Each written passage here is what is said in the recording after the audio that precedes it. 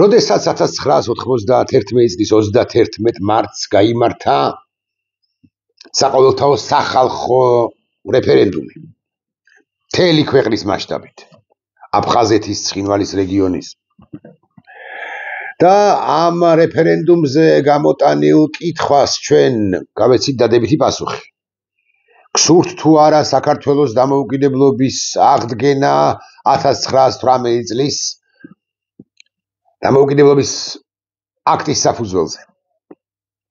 დადებითი პასუხი გასცა 99%-მა ამ რეფერენდუმზე ვინც მივიდა მათ შორის და მისვლით კი მივიდა 90% მეტი. რა მოლოდინი გქონდა? მოლოდინი გქონდა ამგვარი, რომ გამოხდებოდა დღეები, აი 2-3 დღეში, 4, 5, 6, 7, 8, 9 დღეში. ძვიერ გამსახურდია უზენაესი საბჭო, იმხანაც ძვიერ გამსახურდია პრეზიდენტი ჯერაც არ იყო. გამოაცხადებდა საქართველოს დამოუკიდებლობას და მართლაც 91 წლის 9 აპრილს ძვიერ გამსახურდიამ გვამცნო. აღსრულდა ნება ქართველი ხალხისა, იქ არის სხვა სიტყვებიც, სხვა ემოციაც, სხვა შეძახილიც და მე ზვიერ გამსახურდია თუ მანამდე ზვიერ გამსახურდია ამბობს შემდეგ რაღაც სიმბოლურია, რომ 9 აპრილს დაღუპულთა სულები დაგვცქერიან ჩვენ და ესეთი რაღაც პოეტური, ძალიან ემოციური, ძალიან შთამბეჭდავი სიტყვა წარმოთქვა. უკვე შემდგომ 26 მაისს გახდა ის პრეზიდენტი, უკვე შემდგომ საქართველოს პირველმა პრეზიდენტმა. რა ქარტეხილები აღმართები არ გამოიარა ჩვენმა ქვეყანამ ამის შემდეგ, მაგალითად 90-იანი წლები მმართველობა ედუარდ შევარდნაძისა. ბევრი ახლაც აფასებს, რომ ეს იყო უცუდესი მმართველობა, მაგრამ მოდი გულახდილები ვიყოთ. ის უცუდესი მმართველობა შევარდნაძისა 92 წლის მარტიდან ვიდრე 2003 წლის ნოემბრამდე, ანუ 11 წელი, ხო, 11 წელიწადი და კიდევ 9 წელიწადი. ამ დღევანდელ მმართველობასთან შედარებით უკარგესი მმართველობაა. უკარგეს მმართველობად მიიჩნევა, იმიტომ რომ არასოდეს კიტოვან იოსელიანის მმართველობის რამდენიმე თვიანი პერიოდის განმავლობაშიც კი, რამდენიმე თვეშიც კი, ვიდრე შევარდნაძე ჩამოვიდოდა, ანუ 2-3 თვე. არასოდეს კითხვის ნიშნის ქვეშ არ დამდგარა საქართველოს სახელმწიფოებრიობის საკითხი. დიახ, ცუდი და უარესი იყო ჩვენი ქვეყანა, ხვრეტდნენ მართლა ადამიანებს, მოქალაქეებს, პროტესტის მონაწილეებს, იოსელიანის თუ კიტოვანის ბანდები, ასე ვიტყვი. ხო, მეტწილად ყოფილი პრეზიდენტის ძვიერ გამსახურდიას მომხრეებს, მეტწილად კი არა, უმრავლეს შემთხვევაში, მაგრამ აი არასოდეს სახელმწიფო გაუქმდებაო, აი ესეთი მყიფე, სუსტი, ჯერაც არ ჩამოყალიბებული სახელმწიფო გაუქმდებაო, არც ერთ ჩვენგანს არ წახფიქრებია მაშინ. კიტოვანი და იოსელიანიც კი რა უცნაურ რამეს ვამბობ. ესეთი ანტისახელმწიფოებრივი ელემენტები არ ყოფილან. მეცაც ვიტყვი.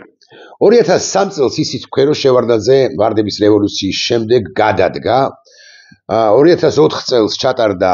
საპრეზიდენტო არჩევნების, მიხეილ სააკაშვილი ხდება პრეზიდენტი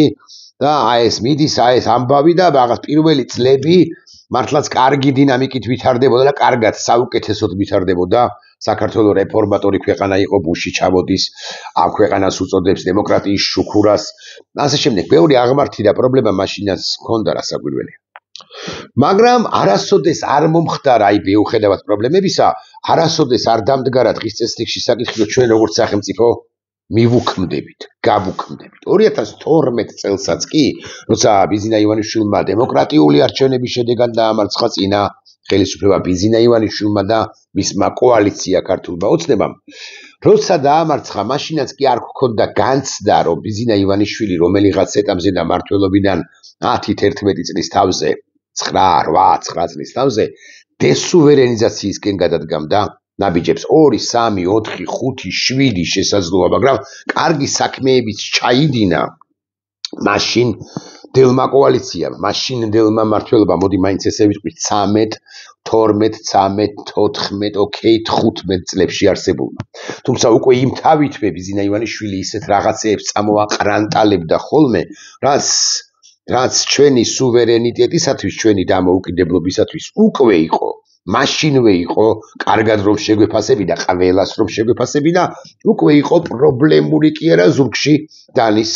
ჩარტყმის ტოლფასი მაგალითად ერთხელ თუ გახსოვთ თქვა რომ მეო რუსულად თქვა ბელეი ზავისჭო თეთრი შურით გავცქერიო ვუყურებო სომხეთსო რომელიც იმხანად ნატოსკენ არც ახლა მიდის მაინც და მაინც სწრაფი ნაბიჯებით მაგრამ იმხანად საერთოდ არ მიდიოდა ნატოსკენ და აი სომხეთისა შურსო მე ისიც თქვა საქართველოს უჩუმარი ქვეყანა უნდა იყოსო ახმას არ უნდა იღებდესო რა და ჩვენი გადარჩენა სწორედ ჩვენს ახმამაღლებაშია რაც უფრო მეც ვიყვირებთ ჩვენ პრობლემებთან დაკავშირებით მით უფრო მოგვაქცევს ცივილიზებული სამყარო ყურადღებას და მით უფრო ჩაგვჭიდებს ხელს დემოკრატიული დასავლური სივრცე და მით უფრო გამოსტაცებს ამ ვეება და უსაშინლეს რუსეთს ჩვენს თავს ესეც გავუტარეთ თუმცა აკიგითხარით რამდენიმე კარგი ამბავი საქმეები იმ დროსაც კეთდებოდა აი 13-14 წლებში 15 წელს მაგალითად ანტიდისკრიმინაციული კანონი ოკეი კი არა ძალიან კარგია ღრმა და ყოვლის მომცველი სავაჭრო ხელშეკრულება ევროპასთან მესმის რომ მიხეილ სააკაშვილის დროს დაიწყო მაგრამ ბიზნეს შეეძლო გაეჩერებინა და ვერ გააჩერა განა არამედ ვერ გააჩერა ეს პროცესი უკვე 2017 წელს მოხდა უვიზო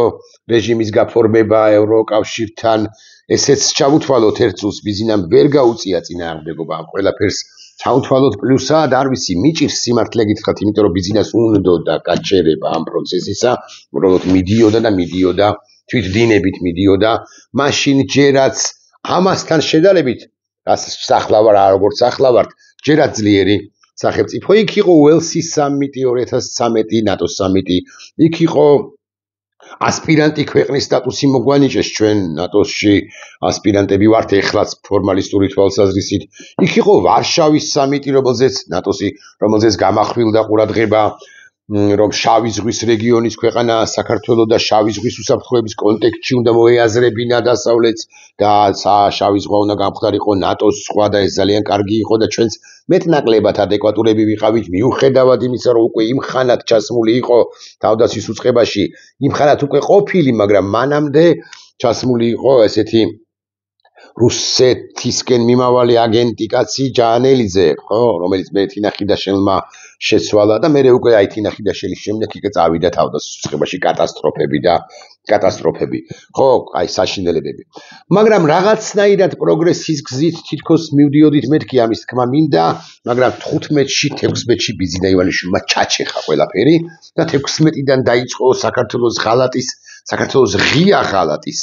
ისტორია 20 უკაცრავად ჯერ 19-ში დასაკვირველია, მერე 20-ში დასაკვირველია, მერე 21-ში დასაკვირველია, მერე 22-ში, 22 კი უკავშირდება უკრაინაში რუსეთის არაპროვოცირებულ შეჭრას და ამის შემდეგ ბიზნა ივანიშვილმა ჩამოიხსნა ნიღაბი, აი ეს ნიღაბი არა, რომლის კეთებასაც ახლა გვიკრძალავს ჩვენ და იჭერს ამის გამო სწორედ ბიზნა ივანიშვილი ჩამოიხსნა პოლიტიკური ნიღაბი, მოდი ასე ვიტყვი ფიგურალურად და ბიზნა ივანიშვილმა თავი წარმოაჩინა როგორც რუსმა და დღემდე დიდი ხანია, მაგრამ განსაკუთრებით 2022 წლიდან ბიზნა ივანიშვილი არის სწორედაც რომ რუსი. რა მოლოდინი გქონდა ჩვენ ამ ხნის განმავლობაში 23 წლის მიწურულია თუ გახსოვთ და ჩვენ გვაჩუქეს, მოდი ასე ვიტყვი, ევროკავშირის კანდიდატი ქვეყნის სტატუსი, თუმცა ეს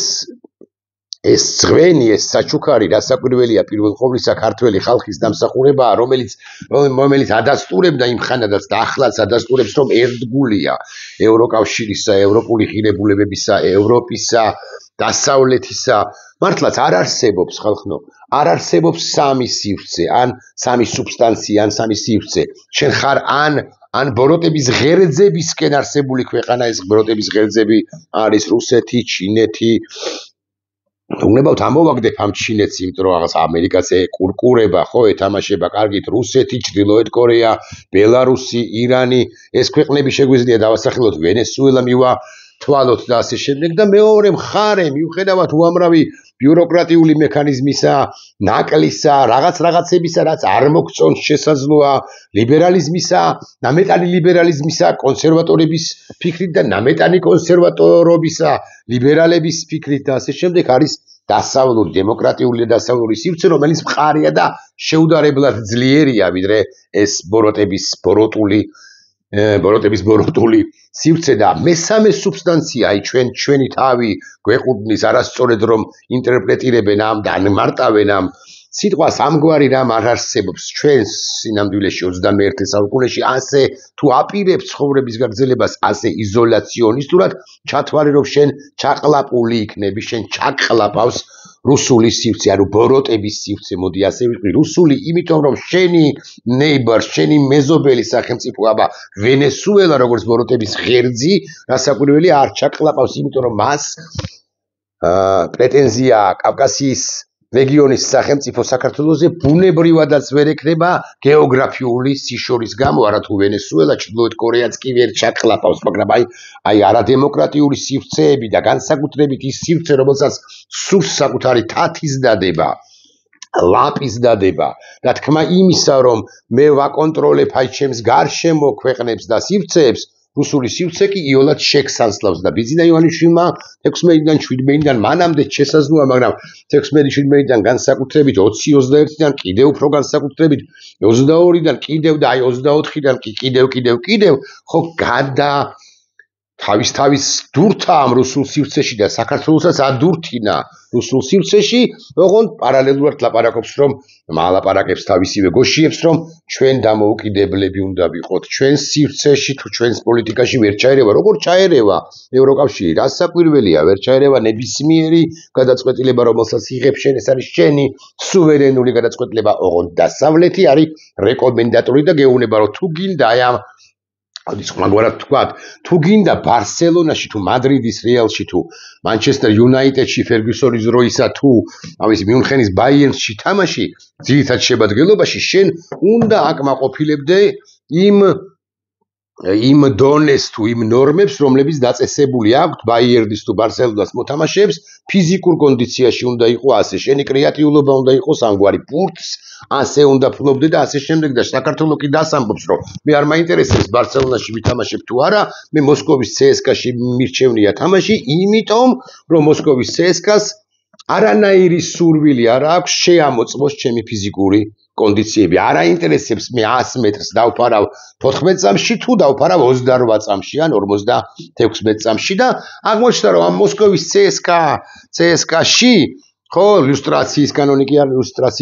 არ მიგვიღია მაგრამ მოსკოვის CSKA-ში თამაშის მსურველ ქართველთა ოდენობა მიუხედავად იმისა რომ ილუსტრაციის კანონი არ მიგვიღია ძალიან ბევრია და ნახევარი საქართველოს არა მაგრამ 10% მაინც არის იმგვარი რომელსაც უნდა თურმეს დომებია რუსეთის სივრცეში გადაბარგება და საქართველოს რომ გადაბარგდეს რუსულ ჩასაძირად განწირულ ნავში რატომ თუ გემში იმიტომ რომ ჩასაძირად არის განწირული იმიტომ რომ ის რუსული სივრცე მარცხდება ბიძინა ივანიშვილი ვერ ხვდება ამას ვერ ჩახვდა ამდენი ხნის განმავლობაში და მას ბიძინა ივანიშვილს ეჩქარება რომ საქართველოს საბოლოოდ ჩააბაროს რუსეთს იმიტომ რომ თავის მხრივ რუსეთის თხოვს ამ ოლიგარქ კაცს რომ ვიდრე უკრაინაში თავად ანუ რუსეთი დამარცხდება სტრატეგიულად დამარცხება მაგრამ ტაქტიკურ დონეზეც დამარცხდება მანამდე მას უნდა ჰქონდეს ანუ რუსეთს უნდა ჰქონდეს პაბედანოსნაია ვაინა ანუ სადღაც გამარჯვებითი ომით უნდა გამოიპოვოს ის ტერიტორია დაიპყროს ის ტერიტორია შევიდეს იმ სივრცეში და ესეთი ყველაზე სანუკვარი კი საქართველოს ახლა კიდევ ერთხელ დაუბრუნდეთ 91 წელი ვახსენეთ 21 მარტის რეფერენდუმი 9 აპრილის დამოუკიდებლობის აქტი ჩვენ თქვით რომ ბევრი მოლოდინი გქონდა მეთქი და გქონდა რაღაცების მოლოდინი მათ შორის მოლოდინი იმის თაობაზე როდესაც გქონდა რომ ჩვენ ახალი სიმაღლეები ხონდა დაიპყრო შევარდაძის კი ამაზე ლაპარაკობდა რომ მალე შევალთ ევროკავშირში მალე შევალთ ჩრდილოატლანტიკურ ალიანსში და აი ჩრდილოატლანტიკურ ალიანსში რომ შეხვიდე ეს ერთი ამბავია იქ არის უამრავი კრიტერიუმი და საკმაყოფილებელი შენ თქვა თუ არაფერი უნდა მიიღო გაწევრიანების სამოქმედო გეგმა და ასე შემდეგ და საქართველოს დე ფაქტო ხელისუფლება უარს იტყვის უახლოეს ხანებში ამ ჩრდილოატლანტიკურ ალიანსში შესვლაზე ევროკავშირი არის მეორე სანუკვარი სივრცე იმიტომ რომ თუ არა ხარ ევროკავშირის წევრი შენ ხარ ბოროტების ღერძების სივრცის წევრი და ამ ბოროტების ღერძთაგან რასაკვირველია მთავარ ღერძი არის ჩვენთვის მთავარ ღერძი რასაკვირველი არის რუსეთი რომელიც მყისიერად შენ დაგიპყრობს კულტურულად დაგიპყრობს ფსიქოლოგიურად დაგიბრყოს, კონცეპტუალურად დაგიბრყოს, ეკონომიკურად დაგიბრყოს, უკვე დაპყრობილი ყავხარ. მე თუ მკითხავ და არ ვწდები რა საკვირველია და მე უკვე იქნები შენ რუსული სამყაროს, რუსკი მირის წევრი. რა მოლოდინი გქონდა ჩვენ ევროკავშირისაგან, ესეც უნდა ვთქვათ, რა საკვირველია, რა მოლოდინი გქონდა და როდესაც მივიღეთ კანდიდატი ქვეყნის სტატუსი, რომელიც გვაჩუქეს ჩვენ, ხო? ავანსად მოგცეს და ქართული ხალხის დამსახურება ამეთქია კი გითხარით, ჩვენ გქონდა სურვილი, მოლოდინიც არა ამ ხელისუფლებისაგან რა მოლოდინი უნდა გქონდეს, შენ გქონდა სურვილი უნდა გქონდა, რომ აი მერე ნაბიჯებით ნახტომებით მივლიდით წინ უკრაინასთან და მოლდოვასთან ერთად დაწინაურებული სამეული ვიქნებოდით და 2030 წელს, როდესაც საქართველოსთან მიმართებაშიც იქნებოდა მიღებული გადაწყვეტილება და ეს არის გაფართოების პრაქტიკულად ბოლო ტალღა ევროკავშირისა, ბოლო ხლაკვლავ მიმეორებ, ხო ჩვენს ვიქნებოდით შიგნით და ეს ნიშნავს ეკონომიკის ბევრად გაზრდას, ეს ნიშნავს შენი უსაფრთხოების ბევრად გაზრდას, ეს ნიშნავს შენი ჯანდაცვის სისტემის ბევრად გამოსწორებას, განათლების სისტემის გამოსწორებას, ინფრასტრუქტურის გამოსწორებას, უამრავ რამეს ნიშნავს ეს, რაც არ უნდა აქიცინოს ახლა პაპუაშვილმა თმები და ყობახიძემ უფრო გრძელი თმები, ასევე აქიცინოს საქართველოს ვერ აკმაყოფილებს ვერც ერთ იმ მოთხოვნას, რომელიც წამოყენებული აქვს მას ეჰროდინდელი დროიდან ევროკავშირის მიერ თუ მხრიდან და საქართველოს ამ თვალსაჩინით ბევრად ჩამორჩა უკვე ხსენებულ ასევე პრობლემიან, მაგრამ ხსენებულ ორ სახელმწიფოს უკრაინას და მოლდოვას და საქართველოს ამ ისტორიულ შანსს, როგორც ჩანს, ამათი გამოიცობით რაღა ამაზე მეტი დასტური მათი რუსობისა, ამ ისტორიულ შანსს უკაცრავად მისთვის და მაზავს, ანუ ანიავებს და ჩვენ აი 26 წელი დგება და პრაქტიკულად საერთოდ ვართ. ხვალ რომ გადატრიალდეს ეს რეჟიმი და თითოეულმა მათგანმა სუიციდით დაასრულოს სიცოცხლე და შესაბამისად მოვერანდეს კი არა, მოშრიალდეს კი არა, მოსუფთავდეს ველი უფრო ზუსტი ზნარი და ახალი ხალხი ახალგაზრდები დასაკვირველია მეტწილად შემოვიდნენ ასპარეზზე, მათაც კი აი 4 წელიწადში, 3 წელიწად ნახევარ 4 წელიწადში ძლიერ გაუჭირდებათ საქართველოს იმ რელსებზე დაბრუნება, მოხერხდება ჩვენ მივეხმარებით, ყველანი მივეხმარებით, ჩავჭიდებთ ერთმანეთს ხელს და ასე შემდეგ, მაგრამ მათაც კი აი სრულად ახალ ადამიანებს გაუჭირდებათ კი ადაც გამოცდილ ადამიანებს გაუჭირდებათ საქართველოს დაბრუნება ევროკავშირის სივრცისაკენ, იმიტომ რომ გამადიდებელი შუშით გაკვირდებიან და გეუბნებიან, რომ შენ თუ დაუშვი დიქტატურა აქ, ოდესღაც წარმატებულ ქვეყანაში, დიქტატურა ივანიშვილის სახით, მე რა გარანტია მაქვს, მე ბრიუსელს, პარიზს, ბერლინს თუ სხვა ქვეყნების დედაქალაქებს რა გარანტიები მაქვს? გარანტია მაქვს, რომ შენ ხვალაც იგივეს არ გაიმეორებ, რა გარანტია მაქვს, რომ ბიზინა ივანიშვილი არ მოbrunდება, რომ არ განმეორდება ბიზინა ივანიშვილისნაირი ოლიგარქიატი, რა გარანტია მაქვს, რომ შენი მოქალაქეები, რომლებიც ბიზინა ივანიშვილის მომხრეები არიან მოცემულ ეტაპზე, ისინი ყელში დანას არ გამოუსვამენ რომელიღაც ეტაპზე ევროკავშირს, ფიგურალურად ვამბობ, ცხადია და ევროკავშირს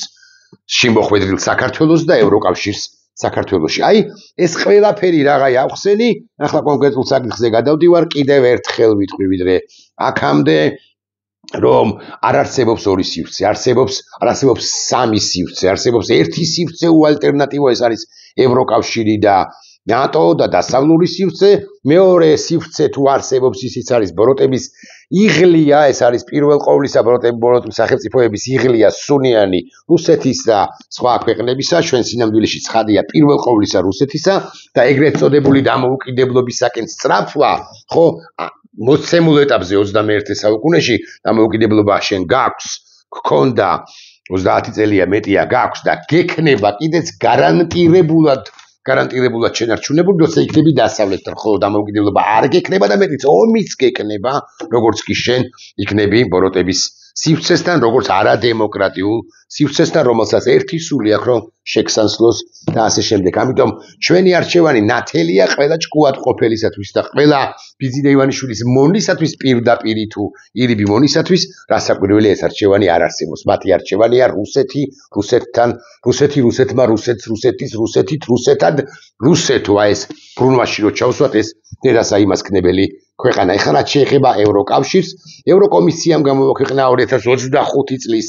გაფართოების ანგარიში, რომლის თანახმადაც საქართველოს ევროკავშირში გაწევრიანების გზაზე პროგრესი ვაგლახ რომ არ აქვს, ვაი რომ არ აქვს, სამწუხაროდ არ აქვს და აქ ბევრი რამის თქმა შეიძლება მაგალითად 24 წლის ნოემბერში საქართველოს ხელისუფლების განაცხადებამ არ გაეგრძელებინა ევროკავშირთან გაწევრიანების მოლაპარაკებების დაწყება, სალსახად დაადასტურა, რომ მათი დაშორება წინა მთავრობების პოლიტიკისაგან, საქართველოს მოსახლეობის უდიდესი ნაწილის ევროპული მისწრაფებებისაგან და საქართველოს კონსტიტუციაში ჩამოწერილი ვალდებულებისაგან უზრუნველყოს ქვეყნის სრული ინტეგრაცია ევროკავშირში. ეს არის ნათქვამი ანგარიში. ასევე ანგარიში წერია, რომ საქართველოს ხელისუფლება სისტემატურად ავრცელებდა ანტიევროპულ დეზინფორმაციას და ასე შემდეგ. მოკლედ, ევროპელები ზუსტად და ადეკვატურად აფასებენ, მაგრამ ყველაზე მძიმე არ ვიცი, მაგრამ ძალიან საყურადღებოა ერთი ან რამდენიმე ფრაზა და კომისია მიიჩნევს, რომ საქართველოს მხოლოდ სახელით არის კანდიდატი ქვეყანა, ანუ ჩვენ კანდიდატი ვართ, მხოლოდ ჩვენ არ გვარწმევენ კანდიდატობას, მაგრამ ჩვენ ვართ სახელით კანდიდატი ქვეყანა, რეალურად კი საქართველოს კანდიდატი ქვეყნის სტატუსსაც კი არ იმსახურებს, ანუ კანდიდატი ქვეყანა არც კი არის. საქართველოს ხელისუფლებამ უნდა აჩვენოს მტკიცე პოლიტიკური ნება კურსის შესაძლებლად და ვაგლახ, რომ საქართველოს ხელისუფლება არანაირ მტკიცეს და არამტკიცე პოლიტიკურ დებასაც არ აჩვენებს. სრულდება, ბატონებო, თუ ხვალ, სუსტად ხვალ და ამ შემთხვევაშიც ესე უტრირებულად ვამბობ, რასაკვირველი, ანუ უკლეს ვადაში ჩვენი ქვეყნის ისტორიაში ყველაზე საშინელ ხელისუფლებას კიტოვანზე, იოსელიანზე, რომან გვენცაძეზე რამ გამახსენა არ ვიცი, შოთა კვირაიაზე, ასლან აბაშიძეზე, იგორ გიორგაძეზე, ვარდიკო ნადიბაიძეზე ყველაზე ცუდ ხელისუფლებას თუ არ შევცვლით, დიახ, გაგიკვირდებათ და ვარდიკო ნადიბაიძეზე თუ იგორ გიორგაძეზე, იმიტომ რომ იგორ გიორგაძეს ხომ მე არ ვაქებ, რასაკვირველია თუ ვალერი ხაბურძანიას, მაგრამ იქაც კი ეს დამოუკიდებლობის ნიშანსვეტი როგორც ასეთი არსებობდა ირაკლი კობახიძის და უფრო ზუსტად იყო ბიძინა ივანიშვილის პირობებში დამოუკიდებლობის ნიშანსვეტი როგორც ასეთი არ არსებობს და უფრო მეტი და დიდი დესაქართველოიზაციისაკენ მივდივართ ბიძინას ხელში ერთადერთი კვლავ მინდა გავიმეორო, მე არა ვარ აქ ორიგინალური წვების ამბობენ ცხადია ამას, ერთადერთი რაც ანარჩუნებს, გვინარჩუნებს იდენტობას, რომელიც მოსპობას ბიძინა ივანიშვილს უნდა ამოშანთვა, უნდა სახელმწიფოებრიობას, სუვერენიტეტს, ღირსებას და ასე შემდეგ ღირსებას, იდენტობას, ხო, თავისუფლების სიყვარულს ადასტურებს, თავისუფლების ერთგულებას ადასტურებს, ბრძოლას თავისუფლების ადასტურებს. ეს არის ჩემო კარგებო რუსთაველის გამზირის სხვა უკეთესი, რაოდენ სამწუხაროც არ უნდა იყოს, ჯერჯერობით ჩვენ ვერ მოგვიფიქრებია, თუმცა კი რასაკვირველია, მოვიფიქრებთ, რამდენადაც ჩვენ ზურგს უკან ჩვენი ქვეყანა არის, ჩვენი წინაპრები არიან, ხოლო ჩვენს წინ ჩვენი შთამომავლები. ნახვამდის.